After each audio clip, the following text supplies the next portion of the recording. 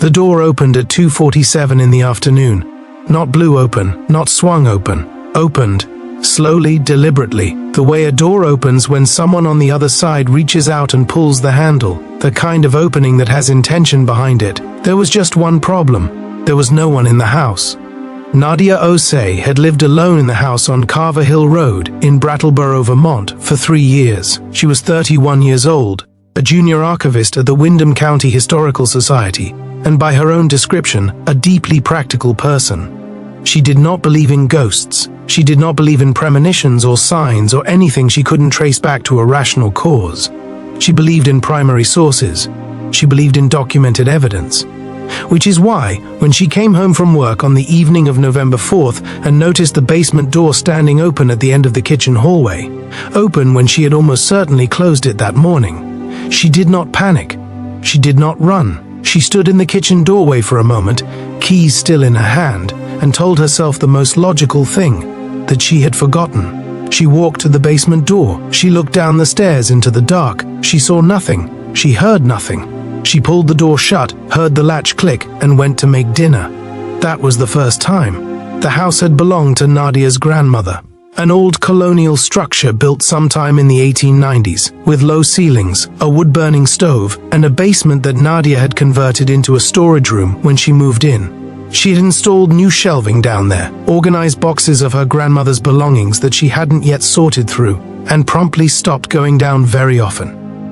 The basement had a specific smell, cold stone and old paper, that she found unpleasant, even on warm days. The door to it was at the end of the kitchen hallway, a narrow wooden door with a brass latch that required deliberate pressure to open. It did not swing open on its own. Nadia knew this because in the first week she'd moved in, she'd checked.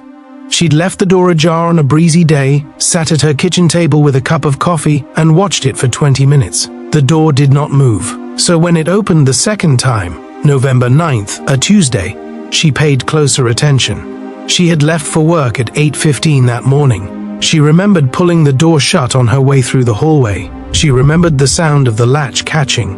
When she came home at 6:40 that evening, the door was open, not wide open. Open by about 8 inches, which is precisely how far it would go if someone pulled it, stepped back, and let go. Nadia stood there for a long time. Then she went and got her phone and did something she had never done in this house before. She turned on every light. She didn't tell anyone for a week. She's a practical person, remember. And practical people do not call their friends to say that a door keeps opening while they're not home, because they know how that sounds. Instead, she set up a camera. It was a small wireless device, the kind people use for home security, purchased from a hardware store in town. She positioned it on the kitchen counter, angled toward the hallway and the basement door. She made sure the latch was firmly closed before she left on the morning of November 14th. She was at her desk at the Historical Society when the notification came through on her phone at 2:47 in the afternoon. Motion detected.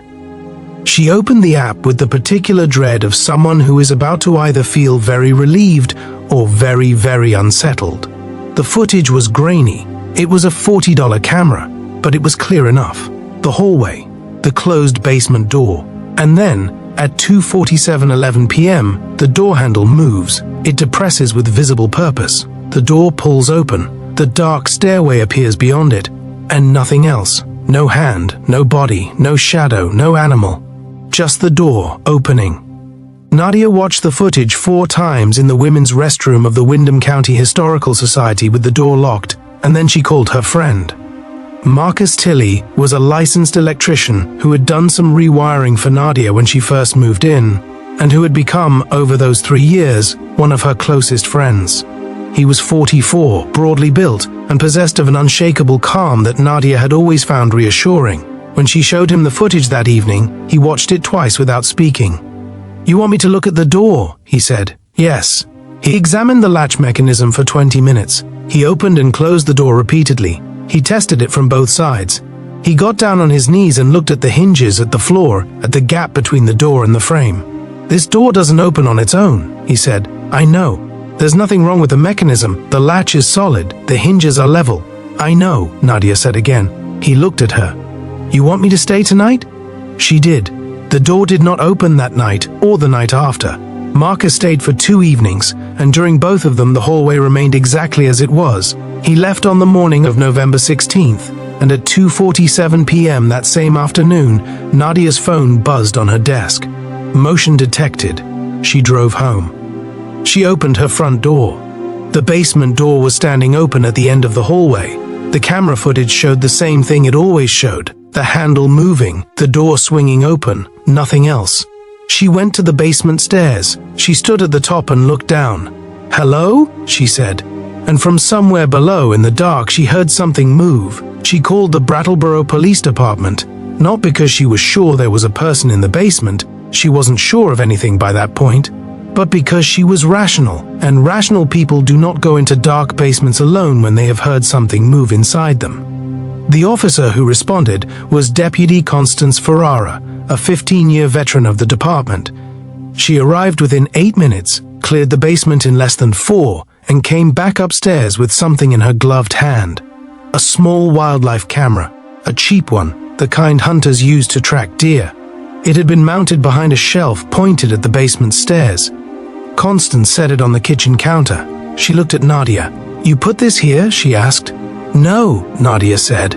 What followed was an investigation that lasted 11 days and ultimately did not produce an arrest, though it produced something nearly as unsettling: an explanation. The wildlife camera had been placed in the basement by a man named Desmond Albright, 47 years old, a former tenant of the house who had rented it from Nadia's grandmother nearly a decade earlier. After the grandmother passed and the property transferred to Nadia, Desmond had continued, in some private corner of his mind, to regard the house as his. He had made a copy of the basement key during his tenancy, not the front door key that had been changed, but the old storm door at the back of the house, the one leading to the basement from the outside, had a lock that hadn't been changed in 40 years, and Desmond still had a key to it. He had been entering through the basement and leaving through the basement for the better part of 3 months. Not every day, not even every week, just often enough to feel, as he later told the court-appointed psychiatrist, like he was still connected to the place. He had not, as far as investigators could determine, ever entered the main house. He had not stolen anything. He had not left behind anything other than the camera. He had simply been there, in the dark storage room below Nadia's feet, sitting among boxes and breathing old stone air. The basement door had not opened by itself. When Desmond was ready to leave through the back, he would open the interior door first. The storm door on the outside locked from the outside, so he would prop it with his boot, reach back in, and close the interior door again. But the interior door, that narrow wooden door with the brass latch, required 2 hands to close properly, and if he was in a hurry, sometimes he didn't close it all the way. Sometimes he just let it sit ajar. And the 2:47 time. That was almost certainly when Nadia's neighbor, an elderly woman named Mrs. Patel who walked her dog every afternoon, passed by on the sidewalk. Desmond had a line of sight through the small basement window, and when he saw her, he knew Nadia's return home was usually less than an hour away. Rational. Every piece of it rational, explained. And yet, when Nadia gave her statement to Detective Renata Solis, 3 days after Desmond was taken into custody, she was asked whether she had ever, in the weeks the door had been opening, felt a presence in the house. Whether she had sensed something she could not explain. Nadia thought about this for a long moment. "No," she said, "but I think that's the part that stays with me. That he was there. That he was right there, below me, in the dark, while I was having dinner, while I was sleeping, while I was doing everything normal people do on a normal night. And I never felt it. I never once felt it." She paused. "I think I always assumed that if something was wrong, I'd know. That there'd be a feeling, some instinct." She looked at the detective. There wasn't one. There was just a door that kept opening. Desmond Albright pleaded guilty to criminal trespass and unlawful installation of a surveillance device. He received a suspended sentence and a psychiatric evaluation, the results of which were sealed. He moved to a town in upstate New York and, as far as anyone knows, has not returned to Brattleboro. Nadia replaced every lock in the house. She had the basement entrance sealed from the outside with a steel door and a deadbolt that required a key to open from either direction. She kept the camera on the kitchen counter. Her camera, the $40 one, and she has not removed it since. The basement door Marcus made sure now latches perfectly. Here is the thing about this story that I can't stop coming back to. We have this idea, most of us, that fear is a signal, that our bodies and minds are designed to detect danger and ring some internal alarm before the danger reaches us. We believe, deeply, instinctively, that we would know, that the air would change, that something in us would stir.